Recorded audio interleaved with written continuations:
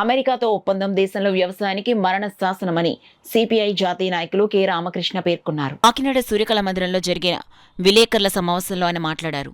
అమెరికాతో వాణిజ్య ఒప్పందం పేరుతో రైతులకు మోదీ సర్కారు తీవ్ర ద్రోహం తలపెడుతోందని ఆరోపించారు.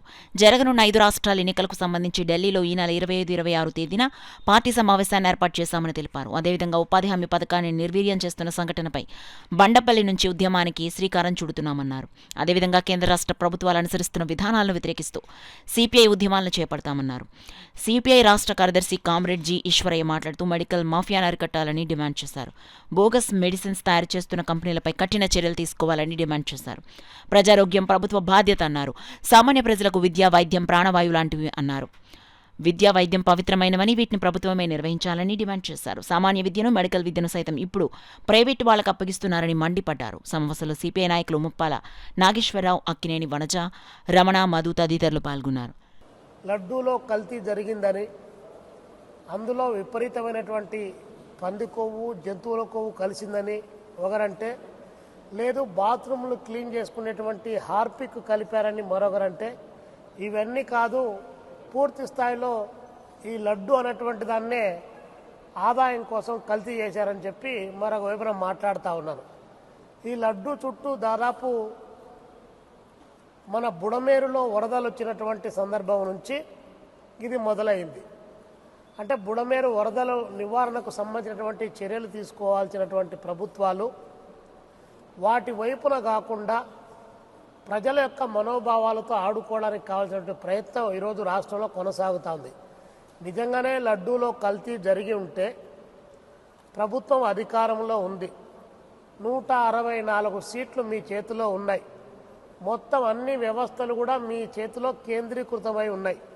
అలాంటి సందర్భంలో విచారణ చేపట్టి మీరేసినటువంటి సిట్టు నివేదికలో కానీ, లేదా సుప్రీంకోర్టు ఇచ్చినటువంటి డైరెక్షన్ కానీ, లేదు సిబిఐలో కానీ ఎక్కడైనా అది ఎల్లడై ఉంటే దానికి బాధ్యులైనటువంటి దోషులను కఠినంగా శిక్షించమని చెప్పే భారత కమ్యూనిస్ట్ పార్టీ సిపిఐగా మేము చెప్తా ఉన్నాం.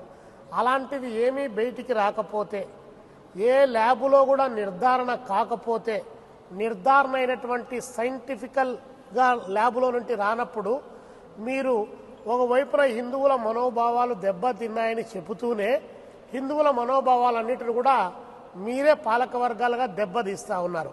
అంటే లడ్డూను మీ రాజకీయ ప్రయోజనాల కోసం ఎట్లా కావాలంటే అట్లా వాడుకొని భక్తుల యొక్క మనోభావాలను దెబ్బతీస్తూ ఉన్నారు.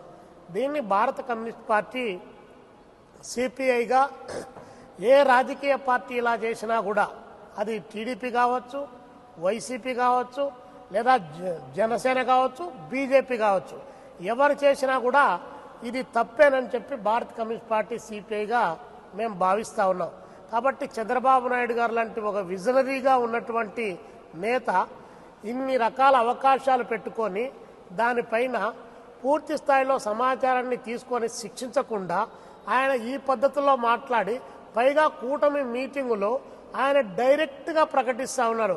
ఏమండి మాధవ్ గారు మీరు ఊరుకున్నారు, ఏమండి పవన్ కళ్యాణ్ గారు మీరు గట్టిగా మాట్లాడడం లేదు, ఏమి హిందూ ధర్మ పరిరక్షణ కోసం ఈరోజు మీరు మాట్లాడాల్సినటువంటి అవసరం ఉంది అని చెప్పి సాక్షాత్తు 45 సంవత్సరాల రాజకీయ జీవితం ఉన్నటువంటి, పాలనా రంగంలో అనుభవం ఉన్నటువంటి చంద్రబాబు నాయుడు గారు మాట్లాడడం ఏమాత్రం కూడా సమర్థనీయం కాదని చెప్పి మేము ప్రజల పక్షాన విజ్ఞప్తి చేస్తూ ఉన్నాం.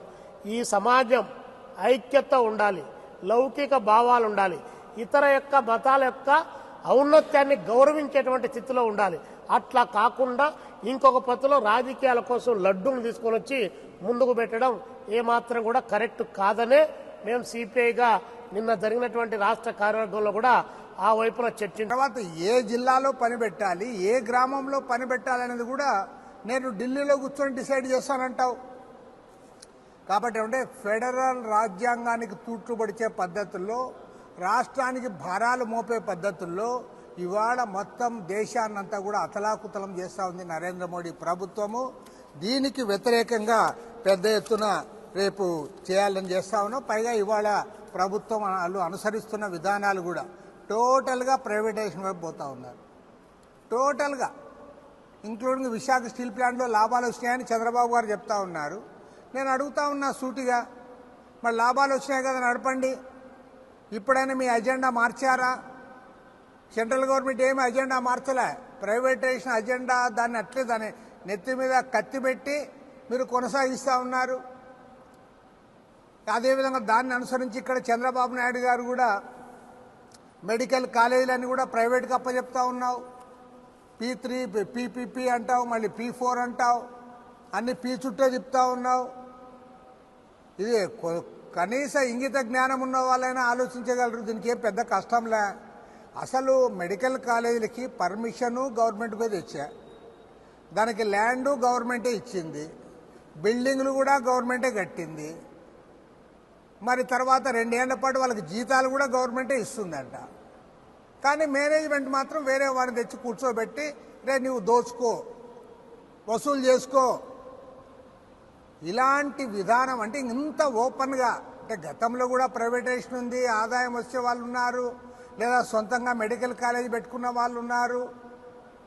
కానీ మన రాష్ట్రంలో జరిగినట్లుగా భారతదేశంలో కాదు, నాకు తెలిసినంత వరకు ప్రపంచంలోనే ఏ దేశంలో కూడా ఇట్లా జరగదు, ప్రపంచంలోనే. ఎందుకంటే గవర్నమెంటే లైసెన్స్ తెచ్చి, గవర్నమెంటే భూములు ఇచ్చి, గవర్నమెంటే బిల్డింగ్లు కట్టి డబ్బులు మాత్రం నీవు వసూలు చేసుకోమని చెప్పి వేరే వాడిని తెచ్చి కూర్చోబెడతా ఉందంటే ఇంతకంటే ఘోరమైన విషయం ఇంకొకటి లేదు. కాబట్టి ఇవాళ దేశం అత్యంత ప్రమాదకరమైన పరిస్థితుల్లో ఉంది. దేశవ్యాప్తంగా కూడా ఇవాళ ప్రజల మధ్య చీలిక తెచ్చి మత ఉన్మాదాన్ని రెచ్చగొట్టి తద్వారా ఇవాళ దేశాన్ని వారు నడపాలని ప్రయత్నం చేస్తూ ఉన్నారు.